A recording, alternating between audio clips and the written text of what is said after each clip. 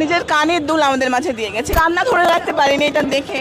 এই বাংলাদেশ তো আমরা চেয়েছিলাম, তিনি চাননি তার নাম সেভাবে প্রকাশ করা হোক। মানে সকল শ্রেণী পেশার মানুষ সাহায্য করছে, যে যেভাবে পাচ্ছে সে সেভাবে সাহায্য করছে।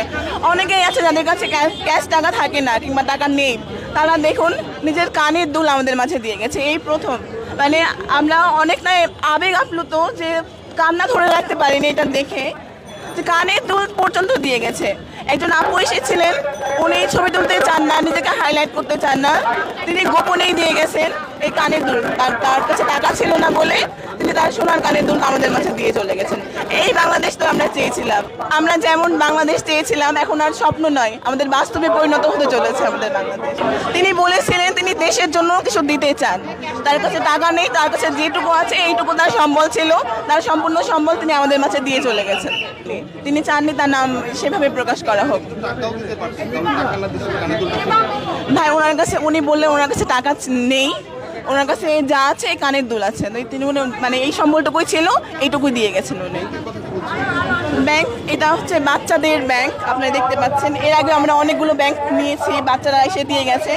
আজকে যে বাচ্চারা এসেছিল, কয়েকজন বলল তারা সাইকেল কেনার জন্য টাকা জমাচ্ছে, আরেকজন বলল যে তার বাবা কিংবা মায়ের জন্য স্কুটি কিনবে বলে বাবুটা টাকা জমাচ্ছে, আর ভবিষ্যতের জন্য একটা বাবু এসে বলে গেল যে ভবিষ্যতের জন্য টাকা জমাচ্ছে। তারা সেই সব টাকা বন্যার্থদের সাহায্যের জন্য দিয়ে চলে গেছে।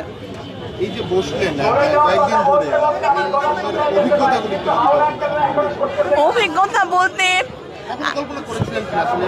না, আমাদের কল্পনার বাইরে। আমরা যেভাবে সাড়া পেয়েছি সকল বয়সী মানুষের, সকল শ্রেণী পেশার মানুষের, এটা আমাদের কল্পনার বাইরে। কালকে আমরা একটি বিষয় লক্ষ্য করলাম, একজন রিক্সা চালক, তিনি সারাদিন রিক্সা চালিয়ে 500 টাকা ইনকাম করেছিলেন। তিনি তার ইনকামের সম্পূর্ণ টাকায়, সেই 500 টাকায় আমাদের কাছে সে দিয়ে চলে গেছেন। একজন ভিক্ষুক ভিক্ষা করে টাকা জমিয়ে নিয়ে এসেছে, আমাদের মাঝে দিয়ে গেছে। কালকে আপনারা হয়তো ভিডিওতে দেখে থাকবেন, ভিক্ষুক এসেও টাকা দিয়ে গেছে। সকল শ্রেণী পেশার মানুষ কিন্তু আমাদেরকে টাকা দিয়ে যাচ্ছে। কিছুক্ষণ আগে একজন মুক্তিযোদ্ধা এসেছিলেন, তিনি আমাদেরকে অনেক কথা বললেন।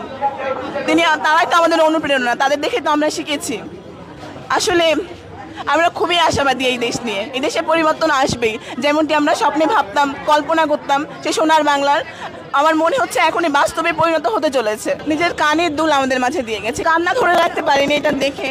এই বাংলাদেশ তো আমরা চেয়েছিলাম, তিনি চাননি তার নাম সেভাবে প্রকাশ করা হোক।